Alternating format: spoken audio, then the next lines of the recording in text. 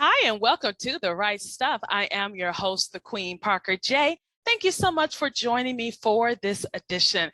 We are going to have a phenomenal time as I talk with my guest co-host and contributor today, Natasha Frazier, about her newest release, With Every Breath, available on Amazon.com or wherever books are sold.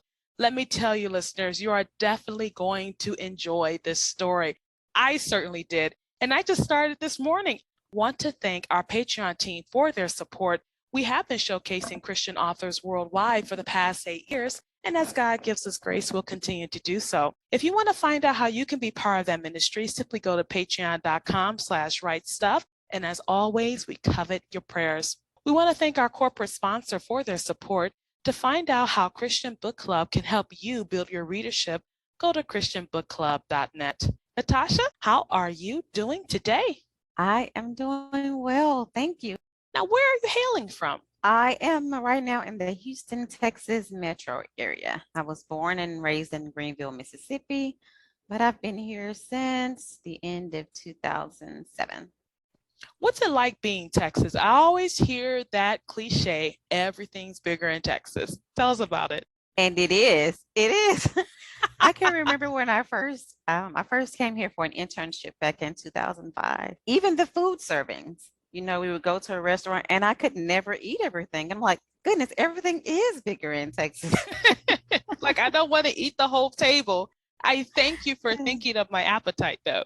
I noticed as you were talking, there are parts of you being illuminated in the book With Every Breath, because you said you came from Mississippi and one of our characters lived in Mississippi and they're in Texas, and one of our characters live in Texas. And it lets me ask the question, how did your writing journey begin? It started around high school. I started reading the BET Arabesque romance novels. My mom would buy them and she would just leave them, lying on a table around the house, and she would never read them. And one day I asked her, can I read it? And she was like, okay, sure, go ahead. And ever since then, I've been reading. And shortly after, I thought, I want to write too. And even my 10th grade English teacher told me that I had a gift for writing. But at that time, when we would do the creative writing thing, I'd basically talk about people in the class and just change their name, but not a whole lot. Uh, and I can remember her calling me to her desk one day, and she was like, is that, and she said the person's name, and I'm like, no, it's not true, and it's just so funny, not really realizing I need to like really change the names so people wouldn't know who I was talking about. But when I went to college, my major at first was business administration. And I can remember right before classes started, we would walk around the campus to find our classes. And one of the girls I was with was an English major. So we went into the College of Liberal Arts, and they had this big poster of like things you could do with an English degree. And so one of them was being a writer. And for like a hair of a second, I thought about it. But I'm like, no, I can't do that. I'm coming to college to make money. I can't, I can't change my major. So I didn't. A couple of years later, I did actually change it to accounting. So I did stay in the College of Business. And, as time went on, went to grad school, and I started writing little devotionals and sending them to my friends. And, someone would say, oh, you really should write a book. But, as I love romance, I've always loved romance. I told you I started reading the Arabesque books. And so for me, trying to figure out how to write romance and have my faith be a part of it, because at that point I was really growing in my faith. I couldn't figure out how to do both, especially with all the what goes on in those arabesque romance novels. We're talking about the nice steamy scenes in those books. Yeah. But, still being young and not really knowing like what I could actually do. And I remember having one of my friends say, girl, you can write whatever you want to write. But still in here, my little 20-year-old mind still couldn't quite grasp that. So 2009 came. And at this point, I'm like, I'm ready. I am going to write a book. And I remember the pastor at the church we were at the time had us write down like our goals for the year, and he would pray over them. So January comes, it's 2009. I write my goals down, and it was one of the big churches, so they had cameras, and so every Sunday they will roll back like scenes from earlier Sunday, so you could see me in the crowd, like proudly, like waving my journal in the air because I'm about to write this book. Nothing, of course, because no plan, no anything. I just know I'm going to write a book. So fast forward, 2011, the idea of writing was just really being impressed on my heart, really heavy, to the point to where I was always praying about it. And one night after I finished praying, I read Joshua 18:3. And it says, "How long are you going to wait before you take possession of the land the Lord your God has already given to you?" Mm-hmm. And so the background of that scripture text is, God had already given the land to some of the tribes of Israel, but the ones who hadn't yet taken possession of their land, they're like, "Okay, God, what about us? You said we were all getting this land." And God said, "I've already given it to you. You just have to go out and possess it." And so for me, it just reminded me of my own procrastination, because I had so many reasons of why I couldn't get started. And I guess the nuts and bolts of that is really just fear, which is one of the biggest things that holds us back. But after reading that, I said, I'm going to get started. But then my next excuse was, well, my husband is using the computer for work, for school. So how am I gonna, I'm not gonna be able to write. So time went on. It's now January 2012, and TD Jakes had just gone off TV, and I was just playing with the baby on the phone. She was 1 at that time, my oldest. This lady comes on. I don't even know who she is. She started talking about this book she was supposed to write, and how she had the title of the book, the names of some of the chapters, but that she had never shared with anyone. And then she said she had gone to some type of prayer conference or something, and the person speaking called her forward and spoke the name of the book in her ear, along with the chapters that she come up. And she never wrote the book. And she wanted to say how, when God gives us vision for something, it's not for our glory, it's for his glory. And if we don't do it, our assignment can be reassigned to somebody else, because it's for the person on the other side of that. So it was at that moment I decided I don't want to be the person to where, God has given me something and it's being reassigned. So I said, okay, I'm going to do it. So 2012, that's how my writing journey started, with my very first book, which is The Life Your Spirit Craves. And it's a 30-day devotional and journal that encourages people to seek what it is that God is leading them to do, and identify whatever it is that's holding you back and pursue it. What an incredible journey. And I love how you said the Lord led you to Joshua. He said, "It's there, it's yours, go get it."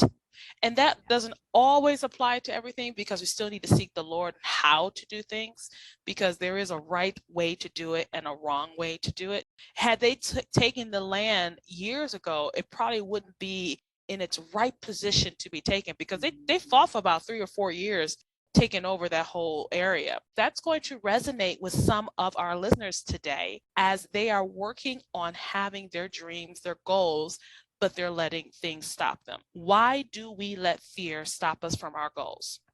I think it has a lot to do with not knowing how it's going to be perceived, not knowing if you're going to get the support that you need. Fear is wrapped up a lot of times in the unknown. It reminds me of that movie After Earth. And he said fear is being afraid of something that hasn't even happened. And that was one of the things that I took with me from that movie. It wasn't much, but that was one of the things I took with me. The other side of it too, and I would love to have you speak to that, is from the movie Aquila and the Bee, where he quotes somebody, and I cannot remember. He said, "It's not the fear of failure, but the fear of success." Let's talk about that. Wow, yeah, that's deep. We don't know where this thing is going to lead, right? And a lot of times we can't even, it's us who can't even imagine the bigger, right?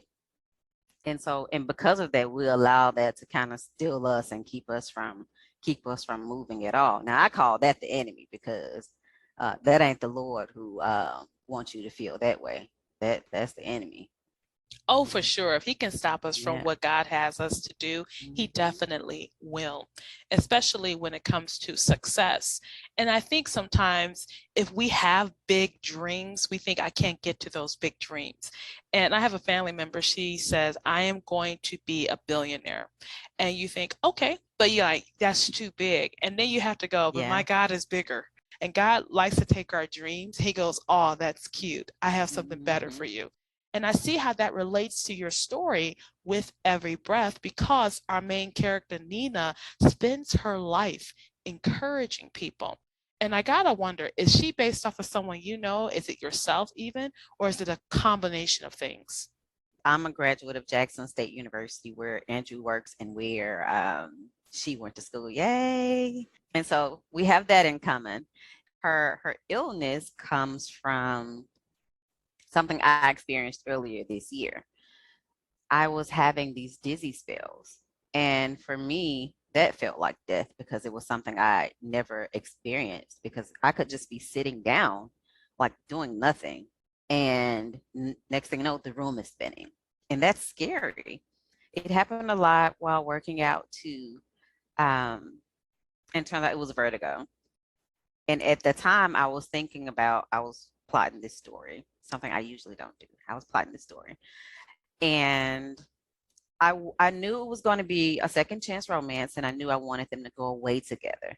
But I'm thinking, like, what would make him drop everything and go away with her? Because 15 years is a long time to not having spoken to someone.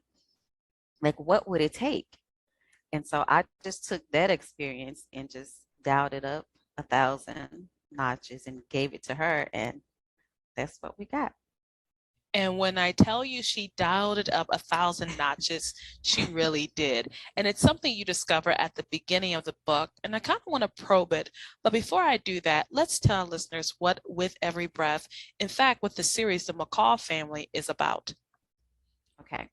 So the series focuses on the two brothers. Eventually, we get to the point where their dad built this family-owned luxury hotel brand, and so he wants his sons to take over. Mainly, preferably Andrew being the oldest, he wants him to lead the company, but Darius, the younger son, is the one who truly desires to do it. He stayed at home. He got his degree in hotel management. Like, this is what he feels like he was born to do. But instead, his dad has his own ideas. With Andrew being away, Andrew desires to help students, help mold the next generation. He's a professor at Jackson State University.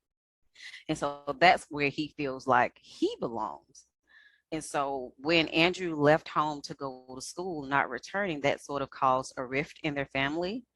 And so we're trying to mend what's going on between them, and Andrew eventually owns up to his part in not being there. That's kind of where I'm going to say before I say too much about what happened. And most people know I am spoiler sensitive. If you give away one spoiler to me sometimes, I can't even finish the book.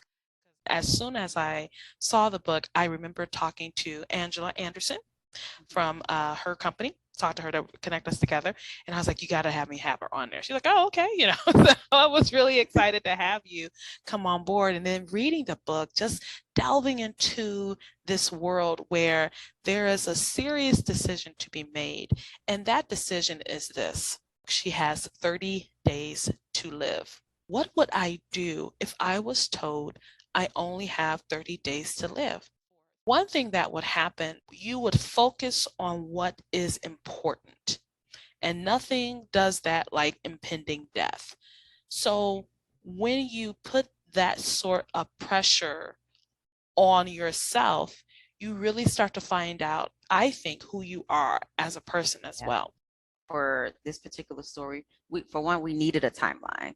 It couldn't be a couple of years or, a maybe sort of thing. It had to be, this is what's going to happen. And so, what are you going to do about it? And so, not only does she have to deal with it, she sort of forces Andrew I hate to say force because he loves her, right? Well, she She brings it to the forefront. she wasn't going to tell him about it. And I was going to go throughout the book without him knowing. But, I said, that's not fair to him. And she struggles with that throughout because she didn't want him to be there just because of the fact that she had this prognosis. She wanted him to be there because he loved her. And I think that I really love Andrew's character because he's so sacrificial. And he felt like, okay, well, if this is all we have, then let's try to make the best of it and, do what we can do to make the best of it. And so I think it, also causes him to think, with this short period of time, am I going to hold on to something that happened 15 years ago? Is that even really important now? Knowing that in just days' time, we can't do anything about it anymore. And so I think it called, as I was writing this book, as I said before, it kind of made me think as well, like, dang, what would you do if you only had that amount of time left, knowing you knew your expiration date? That's something very morbid to think about, I think. But it really forces you to think about what's important and pushing everything else to the side because at this point, her career, it doesn't matter. Like none of it does. Like for him, he can pick his career back up, and do whatever it is he needs to do, because presumably he's going to have time left. But for her, okay, I can walk away from this thing because I gotta choose what's more important to me. So I like the idea that Nina's attitude when she's faced with this is not despairing as much as I want to do what I should have done. What I love about With Every Breath that you did is that you have our main character focus on what can I set right? And you have her realizing the positivity of this negativity.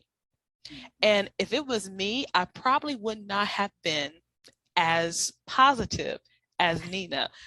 I probably would be like, oh, Jesus, why? Well, if this is what you want for my life, but I will take experimental drugs. So, like every something. Something. But I love the fact that she's so positive, even with herself. Of course, she's going to have down times. You can't help it. But she's positive in her negativity. And it brought to mind about the verse that everything works together for the good of them who love the Lord and are called according to his purpose. She has spent her life trying to bring that to others, and now God was giving her a purpose, even in this tragedy. And he gave her focus too. I'm not going to give too much away. So I want to shift it from Nina's predicament to Andrew's response to that. If you knew that your husband or your loved one, whoever they were, only had 30 days, how would you respond? So let's talk about his response to her. Okay. So she wanted him to go. The thing was, okay, I want you to go away with me. And I think to drop that on somebody who you haven't talked to or seen in 15 years, it's like you're kind of crazy. But I think for him, he knows her enough to know that something's not right. Like that's not the kind of person you are. And I love that, he probed. It's like, okay, it's me. Just tell me. I won't judge you. I'm here for you. He still loved her. And I really love that love that he had for her. To the point to where he was willing to give up, whatever he had going on just to make sure that she was okay, even in her last days. I'm going to make sure you're all right. I can put me on hold. I can deal with me later, whatever my issues are. But for right now, let's take care of you. And I love that aspect of his love that he has for her. Again, not a spoiler because you find this out really early in the beginning, but that doesn't take anything away from the journey. I told Natasha before we started broadcasting that she has a very subtle writing style. It's my first time reading your book, but it's very subtle. But that subtleness packs a wallop. It's kind of like you touching velvet and hitting steel. And that was the way I would describe it, because even the title, With Every Breath, takes on multiple meanings and multiple themes. Like, you're only told I have 30 days. What am I going to do with every breath I have within those 30 days? And for Andrew, his response is, how am I going to be a help to you with every breath that you have that I can enjoy with you? I want to keep breathing the same air you are as long as possible. So that's what I mean about the subtlety of your writing. Even though it's subtle, it's packing lots of thoughts and wallops in there. And then you do have, we will always have family drama. Family drama is what makes the world go around, okay? Without giving away too many spoilers, you already talked about how Andrew's family comes from wealth. They have a luxurious resort style brand. And as you were describing it in the book, I wanted to get a ticket and go. Like, let's go. we need to go, because obviously I need to be there. And just the luxuriousness of it is a place where you want to just relax and even just get away all your troubles.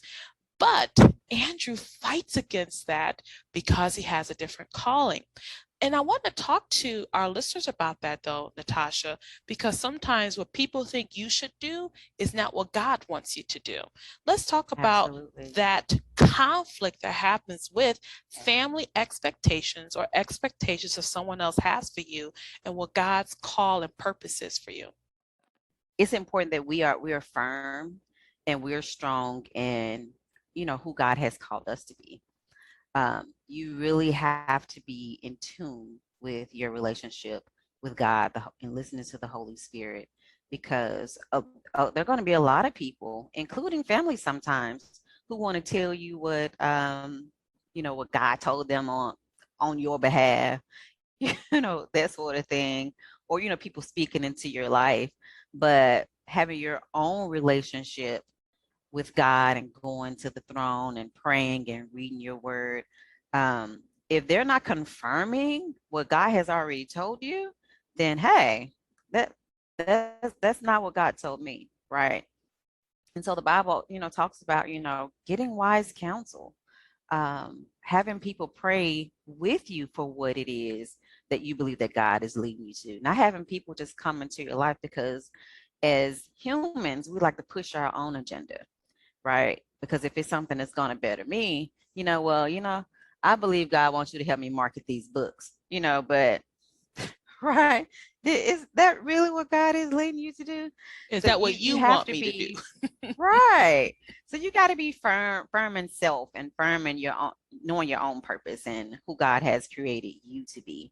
And I think for Andrew, he was clear on that, who God has created him to be and what he should be doing at whatever point in his life, because there are times when our assignment changes based on our stage in life. So today, you may be an author, but tomorrow you may be an editor.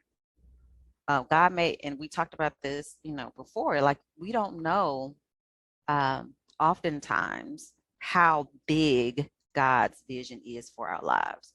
Because if we did know, most of us, it would probably scare us to death. So I like to picture it as a scroll, you know.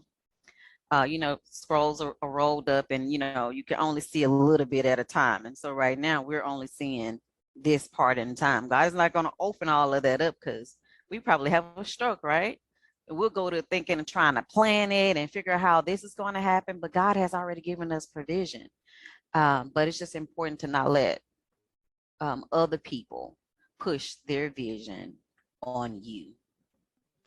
Another aspect of this novel that I enjoyed is that it answers the call of people looking for diverse fiction.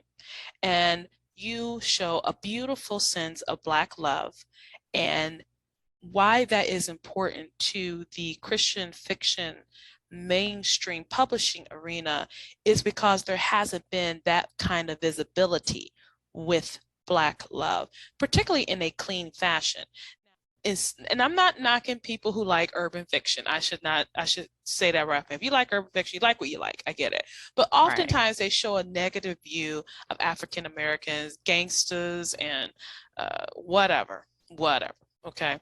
And I like reading them too. I've read a few of them. I was telling you about one of them I read, but I read a few, and I don't really care for it too much, but I've read a few that are really good, that keeps my interest. But you have that nice dynamic here, and then you don't make race an issue with the book. It's just, when you share this with your readers, what has been their response?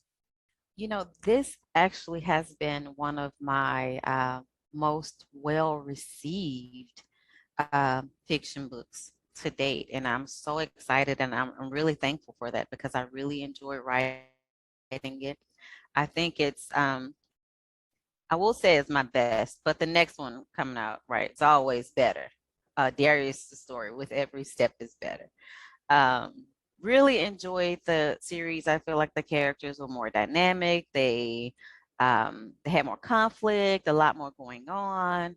I love this story. Even going back, editing, all I could do was just smile throughout. I just caught myself. I'm just teasing, because I'm like, this is good. I love this story. I love Nina and Andrew. So Plus, they're an older couple, and a lot of fiction yeah. tends to have the couples really young. Like, people stop falling in love at 39, and that's when people stop falling in love at 39. No one gets married in their 40s, and no one has, desires when they're 50. None. No, at all. So I love that they're a little bit older, and it lets them know too. In a way, I kind of like that though, because she did her dream. He did his dream too. They were separate for 15 years, but they didn't let broken hearts stop them from achieving their goals.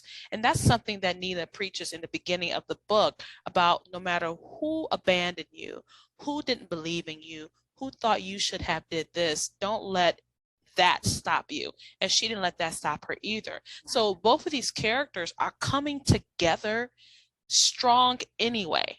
They're already know who they are as people. Sometimes I think we're so focused on finding the love for someone else that we forget to find the love for self. And I can definitely Yes. relate to that, because I have been accused of that more than once. I have a hard time putting myself before others. So I definitely understand the dilemma when it comes to that. So you have these really strong characters in Nina and Andrew. Then you have the family dynamic that mixes it all up together. You have this horrible decision that has to be made, that she had to make. You have this man responding to that, and through it all, you don't know if they're going to have that time. And by chapter 2, you are rooting for this couple. You definitely want to know, are they going to have the time? And guess what, gang? Not a spoiler alert, but we don't know. We honestly don't know. We don't know. And you're constantly rooting for them, because you don't go too much into it. We're constantly rooting, like, oh my gosh, are they going to have happily ever after? Or is this going to be Natasha's Nicholas Sparks novel where every every every couple dies in the end? Like, really? And we love his work though. We love Nicholas Sparks, even though they all die. But is it going to be I know, like that? right? So I don't know. Gang, I don't know. I haven't finished the book, so I have no idea, but my heart was in my throat as I was reading it, because you want them to succeed. And that tells you how good this book is. When you are really involved in the characters' lives, you want them to be happy.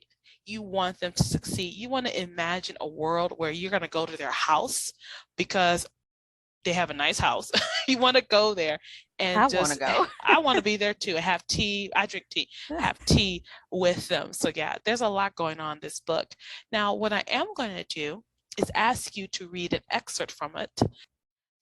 Okay, so this is the point where Nina, she's going back to Jackson State University, because she is the commencement speaker, the fall commencement speaker. But she goes back a few days early because she wants to see Andrew.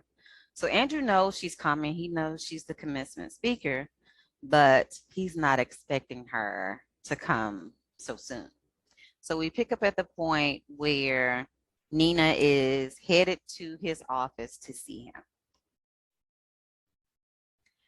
Nina took a deep breath and pulled open the door to the College of Education, where she was greeted by an 8-foot Christmas tree in the foyer.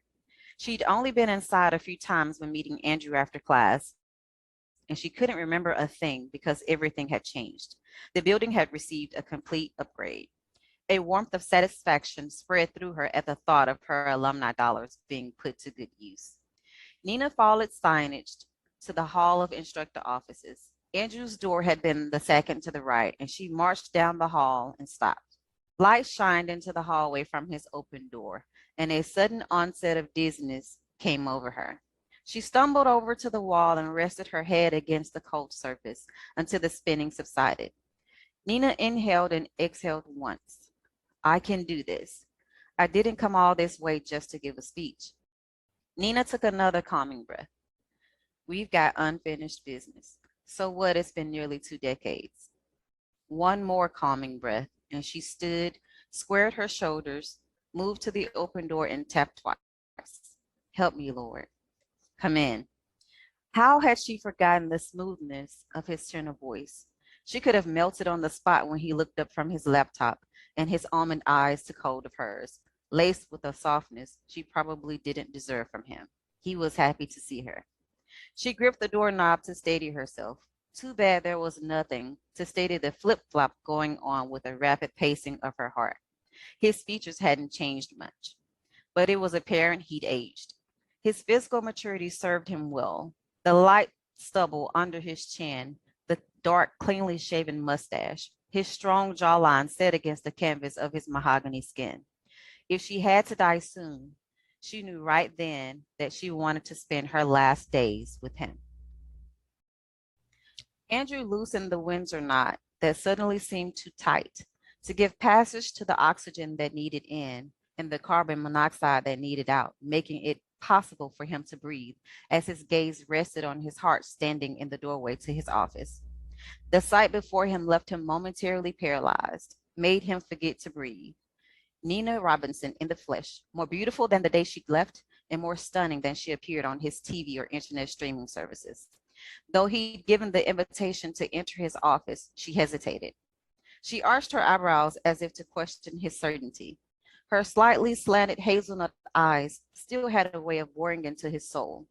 His gaze traveled the length of her, taking in her bronze skin and 5'5" frame clad in fitted jeans, a long sleeve emerald tee, and sleeveless puffed vest. He'd mentally tried to prepare for the moment he'd see her giving her speech at the graduation ceremony, and she was 4 days early. Too early. Andrew gently shook his head to ensure Nina wasn't a figment of his imagination, ran an open palm over his face, and blinked to clear his vision. After the way she'd left him, the last thing he wanted was for her to know that her presence still had the ability to make his heart forget its purpose. That is an excerpt from With Every Breath by our guest co-host and contributor today, Natasha Frazier. It's available on Amazon.com or wherever books are sold. And if you take a look at the reviews, it is getting rave reviews. So why don't you go ahead, love on my sister today, and pick up your copy of With Every Breath. Natasha, we've come to the end of our show today, and I cannot thank you enough for taking time out of your schedule to be with us today. This show is always about encouraging authors to pick up the pen and use the gift that God gave them. So in the few moments that we have left, can you give them some encouraging words out there today? Yes, even if for writers, even if it's just a couple of minutes, I like to trick myself sometimes when I don't really feel like writing. I'll just say, "Oh, I'll write 100 words," and sometimes the 100 words can come pretty easily. Then it's like, "Okay, well, I'll just do 50 more," and the next thing you know, I've written 1,000 words that evening. A lot of times it's just getting my butt in the seat and sitting down to get it done because I have so many distractions, and I try to write either like in the middle of the day during my lunch break or when the kids go to sleep because somebody always finds a way to need me otherwise when I'm writing. But when I'm doing nothing, Nobody cares what I'm up to, right? But the moment I get behind this laptop, it's like, well, you said you were off today, you know. And just and for readers, whatever it is that God is leading you to do, I just encourage you to take a step of faith, even if it's just a small step. Spend some time and do it and get it done. All it Because sometimes we can look at stuff in so big of a picture. If we just kind of break it down in little steps, we'll find out that it is attainable. We can get it done. So A friend of mine shared a quote that said, "How do you eat an elephant?" And it said, "One piece at a time." And absolutely. that book may be your elephant, but if you attack it one piece at a time, eventually you'll completely consume and complete your book. Thank you so much Absolutely. for joining me, Natasha. Really enjoyed having you, and I cannot wait to have you back and have you back real soon. All right. Thank you so much for having me. And we were talking today to Natasha Frazier. She is the author of the book With Every Breath, which is book one of the McCall family series, available on Amazon.com or wherever books are sold. So make sure you go ahead and pick up your copy today. I hope you were inspired just as I was as I listened to Natasha tell her story of her journey. Is your story similar to hers? What are you doing to use the gift that God gave you? Why don't you go ahead, pick up the pen, and write stuff? Thank you so much for joining me for this edition of The Right Stuff. I'm the Queen Parker J, and you have a wonderful, absolutely glorious, blessed day.